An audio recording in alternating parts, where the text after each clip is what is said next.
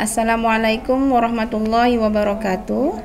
Saya Irlina Dewi akan mempresentasikan proposal penelitian dasar pengembangan program studi dengan judul Kebijakan Pemerintahan Desa dalam Penanggulangan Abrasi Pantai berdasarkan Undang-Undang dan Hukum Islam. Studi kasus Pantai Tanjung Sendekip, Desa Teluk Pambang, Kecamatan Bantan. Latar belakang masalah. Indonesia adalah negara agraris dan kepulauan. Sebagai negara kepulauan, daerah pesisir Indonesia sangat strategis untuk pembangunan karena memberikan banyak manfaat dan sumber daya untuk kehidupan manusia. Sehingga permasalahan yang timbul di daerah pesisir pantai ini adalah terjadinya abrasi pantai yang dapat mengancam garis pantai sehingga mundur ke belakang, merusak tambak, lokasi persawahan maupun lokasi perkebunan yang ada di pinggir pantai, dan juga mengancam bangunan-bangunan yang berbatasan langsung dengan air laut.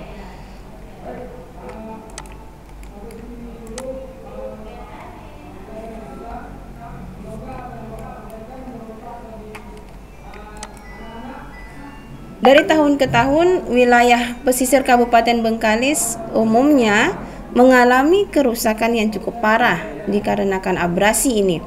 Salah satu abrasi yang terjadi adalah di Tanjung Sendekip, Desa Teluk Pambang khususnya, dan Kecamatan Bantan pada umumnya, yang berhadapan langsung dengan Selat Melaka yang memiliki karakteristik gelombang laut yang cukup kuat, sudah semakin parah dan mengkhawatirkan.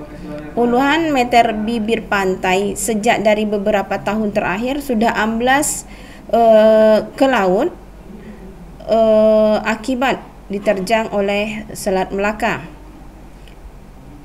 Laju abrasi yang terjadi di pantai Tanjung Sendekip, Desa Teluk Pambang ini harus segera ditanggulangi.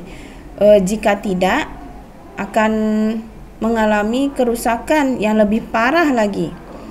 Hal ini tidak menutup kemungkinan jika abrasi ini tidak ditangani oleh pemerintahan desa melalui alokasi dana desa, pemukiman atau perkampungan warga yang dekat dengan pantai juga akan hilang ditelan oleh arus gelombang yang datang dari Selat Melaka. Berdasarkan latar belakang di atas, maka penulis tertarik untuk melakukan penelitian lebih lanjut dengan judul Kebijakan Pemerintah Desa dalam Penanggulangan Abrasi Pantai berdasarkan Undang-Undang dan Hukum Islam, di mana studi kasusnya adalah Pantai Tanjung Sendekip, Desa Teluk Pambang, Kecamatan Bantan.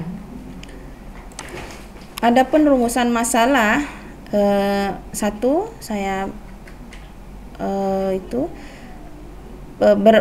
bagaimana kebijakan pemerintah desa dalam menanggulangi abrasi pantai Tanjung Sendekip, Desa Teluk Pambang berdasarkan undang-undang yang berlaku. Kedua, bagaimana hukum Islam memandang abrasi pantai Tanjung Sendekip, Desa Teluk Pambang, Kecamatan Bantan. Ketiga, apa saja kendala yang dihadapi oleh pemerintahan desa dalam menanggulangi abrasi pantai Tanjung Sendekip, Desa Teluk Pambang, Kecamatan Bantan. Adapun tujuan penelitian ini adalah untuk mengetahui kebijakan pemerintahan desa dalam menanggulangi abrasi pantai Tanjung Sendekip, Desa Teluk Pambang, Kecamatan Bantan dilihat dari undang-undang. Kemudian untuk mengetahui bagaimana hukum Islam memandang abrasi pantai Tanjung Sendekip, Desa Teluk Pambang, Kecamatan Bantan. Ketiga, untuk mengetahui apa saja kendala yang dihadapi oleh pemerintahan desa dalam penanggulangan abrasi pantai Tanjung Sendekip, Desa Teluk Pambang, Kecamatan Bantan.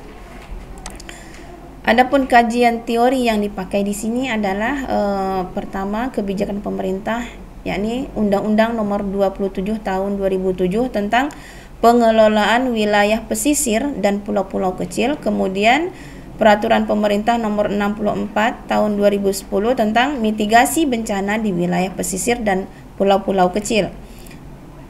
Kedua, pemerintahan daerah menggunakan PP Nomor 72 Tahun 2005 tentang pemerintahan desa, di mana pemerintahan desa itu adalah penyelenggaraan urusan pemerintahan oleh pemerintah desa dan Badan Permusyawaratan Desa dalam mengatur dan mengurus kepentingan masyarakat setempat berdasarkan hak asal usul dan adat istiadat setempat yang diakui dan dihormati dalam sistem pemerintahan negara Kesatuan Republik Indonesia.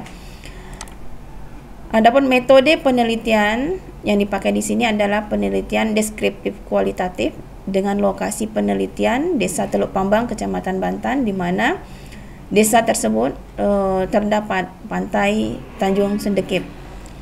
Kemudian jenis dan sumber data. Di sini penulis menggunakan wawancara yang dilakukan dengan pemerintahan desa, aparat desa, kemudian tokoh-tokoh masyarakat. Lalu dokumentasi, kemudian studi kepustakaan yang terkait dengan judul penelitian ini. Sekian presentasi proposal penelitian. Saya akhiri dengan Assalamualaikum warahmatullahi wabarakatuh.